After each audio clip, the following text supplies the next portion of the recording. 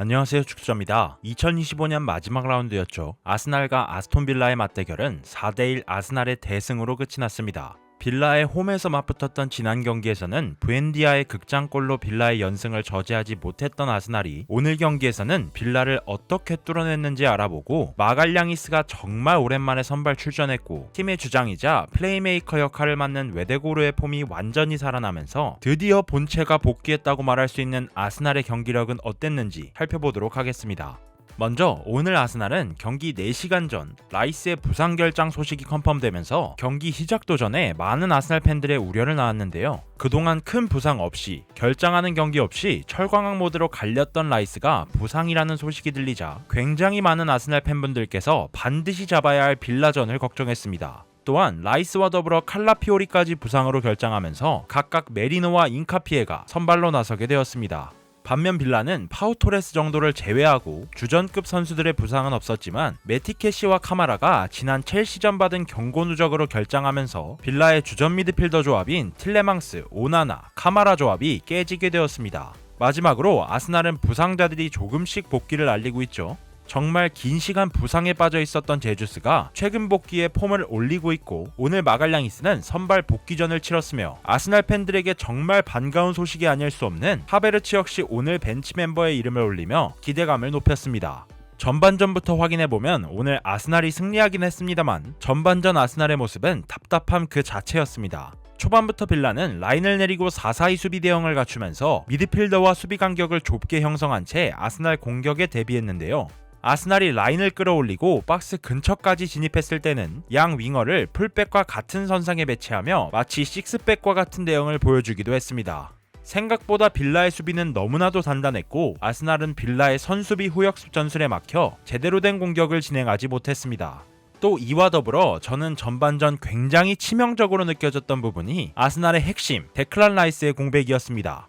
원래 라이스는 수비맨디와 같은 선상까지 내려와 볼을 받아주기도 하고 칼라피오리가 편하게 전진할 수 있도록 왼쪽 풀백 자리까지 내려와 빌드업에 가담하기도 합니다. 또한 유사시엔 낮은 곳에서부터 전진 드리블을 보여주며 트로사르에게 수비와 1대1 드리블을 시도할 수 있는 찬스를 열어주기도 하죠. 근데 문제는 이와 더불어 미드필더 압박과 상대의 역습 저지를 거의 전세계 1왕급으로 해낸다는 겁니다. 빌드업을 진행하면서 때론 전진 드리블을 시도하기도 하고 게다가 압박과 역습 저지까지 하는 선수인 거죠. 사실 이 역할을 지구상에서 효과적으로 수행할 수 있는 선수는 몇 없을 겁니다. 당연히 메리노가 이 역할을 맡기에는 무리가 있었죠.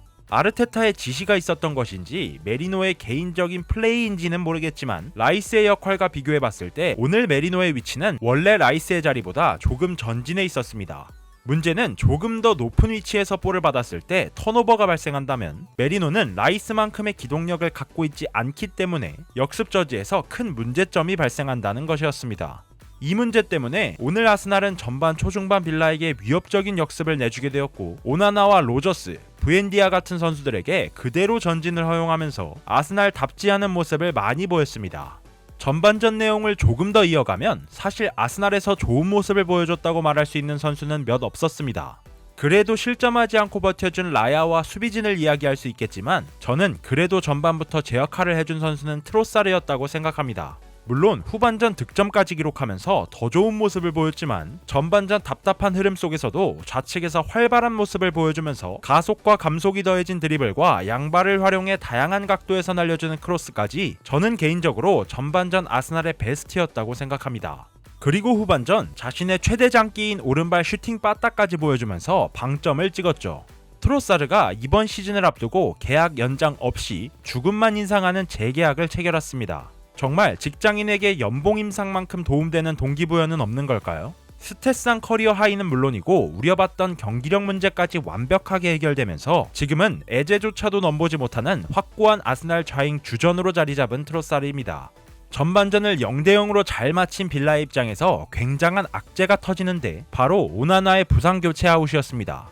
전반 중반 이후부터 오나나가 그라운드에 자주 앉으면서 부상 우려가 있었는데 후반 시작과 함께 교체되었고 이는 빌라의 밸런스를 완전히 무너지게 만든 도화선이 되었습니다. 사실 빌라가 지금과 같은 성적을 낼 수 있었던 이유에는 로저스의 활약이나 역동적인 풀백들과 발밑 좋은 센터백들 등 다양한 이유가 존재하지만 전 최대 장점 중 하나를 틸레망스, 오나나, 카마라까지 3명의 미드필더가 이루는 엄청난 밸런스에 있다고 생각하거든요. 각자 개인 능력까지 좋아 탈압박이 가능하면서 운반까지 가능하고, 게다가 카마라와 오나나는 수비까지 잘하는 미드필더이니 상대하는 팀 입장에서는 중원 싸움을 이겨내기 쉽지 않았습니다. 다만 오늘 경기에서 카마라가 징계 결장했고 오나나는 부상으로 교체 아웃되면서 후반전 빌라는 미드필더 밸런스에서 큰 문제를 겪게 되었습니다. 아스날의 본체이자 오늘 아스날이 대승을 거둘 수 있었던 가장 큰 이유는 저는 무조건 마갈량이스의 선제 득점이라고 생각합니다. 전반 내내 답답했던 흐름을 세트피스로 뒤집어버린 것도 놀라운데, 마갈량이스가 부상으로 아웃된 후 세트피스 득점이 많이 감소했던 아스날이 마갈량이 선발 복귀하자마자 곧바로 득점포를 가동한다는 게 정말 놀랍더라고요. 그 유명한 아스날의 자유투가 다시 등장한 느낌이었습니다. 사실 이 장면에서 파울이 아니냐는 의견이 있던데 제 생각에는 이건 파울이라고 보기는 힘들지 않을까 싶습니다. 골키퍼였던 에밀리아노 마르티네스의 실책에 가까운 장면이 아닌가 싶고, 그냥 마갈량이 끝까지 무리하지 않고 경합을 잘해준 덕에 기록할 수 있었던 득점이었던 것 같습니다. 그리고 아스날 팬들이 또 반가울 소식이죠. 한때 짱님이라고 불리며 조롱받았던 외대고르의 폼이 정말 많이 살아났습니다. 지난 브라이튼전 이번 시즌 리그 마수거리 골을 터뜨리면서 폼이 올라오는 듯한 모습을 보였고, 오늘 빌라전을 기점으로 완전히 살아난 모습입니다. 수비맨디의 득점 장면을 보면 외대고르가 압박 후 볼 탈취부터 원래 자신의 장점이었던 미친 스루패스까지 보여주는데, 오랜만에 외대고르 플레이 보고 소름이 돋더라고요. 게다가 오늘 외대고르가 드리블하는 모습이나 킥하는 모습을 보면 아직 100%는 아니더라도 90% 이상 살아난 모습이었습니다. 특유의 드리블 동작이 나오면서 해집는 모습이 정말 오랜만에 22-23 시즌 외대고르를 보는 느낌이었습니다. 사실 아스날 본체 넘버2는 데클란 라이스가 맞지만 오늘 경기는 결장했고, 또 주장인 외대고르 역시 살아나야 할 선수임에는 틀림없으니 오늘만 외대고르를 넘버2로 지칭하도록 하겠습니다. 지금까지 너무 좋은 소리만 했죠? 오늘 경기에서 우려점이 없는 것은 아니었습니다. 요케레스 이야기를 하지 않을 수가 없습니다. 이 선수 너무 못합니다. 정말 이런 느낌은 오랜만에 받아보는데 순수하게 정말 못해요. 그뿐입니다.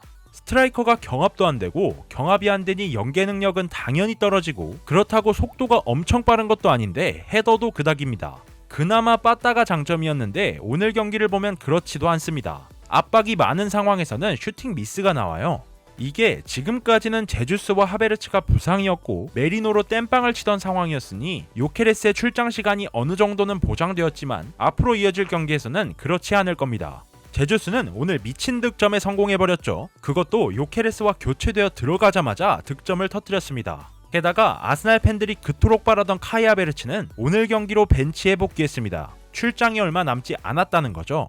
물론 제주스는 항상 부상 우려가 있는 선수이고 하베르츠 역시 긴 부상에서 복귀했으니 두 선수 모두 관리가 필요한 시점이지만, 후반기 아스날은 요케레스에게 전반기만큼의 출장 시간을 보장할 수 없는 상황입니다. 근데 또 기다려주자니 이 선수가 98년생입니다. 나이가 찰 만큼 차다 못해 전성기를 달려야 할 나이예요. 그 말은 무슨 말이냐? 선수 플레이 스타일을 변화시키기 쉽지 않은 나이가 되었다는 것입니다. 물론 아르테타가 좋은 감독이고 그 밑에 좋은 코치진을 보유하고 있는 아스날이지만, 요케레스에게 극적인 변화와 그에 따른 출장 시간이 주어질 수 있을지는 의문입니다.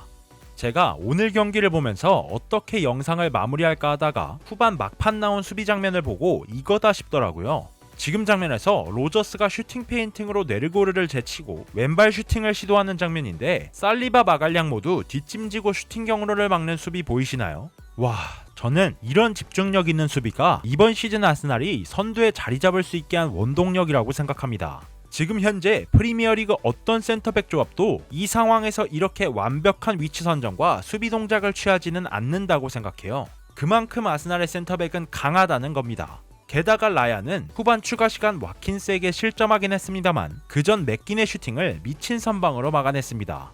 그 슈팅 XG 값이 무려 0.87입니다. 보통 PK가 0.75의 XG 값을 보여주니 막말로 PK보다 어려운 장면에서 실점하지 않았다는 소리겠죠. 물론 이번 시즌 아스날은 시즌 초반을 제외하고 베스트 4백이 가동되지 못하고 있습니다. 오늘 경기에서도 마갈량이 복귀했더니 칼라피오리가 부상으로 빠졌죠. 그럼에도 불구하고 아스날은 그에 맞는 뎁스를 지녔습니다. 오늘 칼라피오리의 공백을 메운 인카피에는 자신의 역할을 훌륭하게 해냈습니다. 게다가 마갈량이 약간의 경련으로 교체 아웃된 후 센터백을 소화하면서 멀티 자원으로서의 능력도 뽐냈죠. 또한 벤치에는 화이트, 모스케라, 스켈리가 언제든 경기에 나설 준비를 하고 있습니다. 어느새 12실점을 하면서 시즌 초반 0405 첼시의 15실점과 비교되던 때는 한참 지났고 이제 그 기록을 깰 확률은 매우 희박하지만 그럼에도 불구하고 이번 시즌 아스날의 수비는 정말 대단합니다. 이제 프리미어리그가 딱 절반을 지나는 시점이죠. 과연 아스날이 남은 기간 동안 더 이상의 부상 없이 이번에는 우승을 차지할 수 있을지 기대해보도록 하겠습니다. 오늘 영상은 여기까지고요. 시청해주신 분들 진심으로 감사드립니다. 새해 복 많이 받으세요.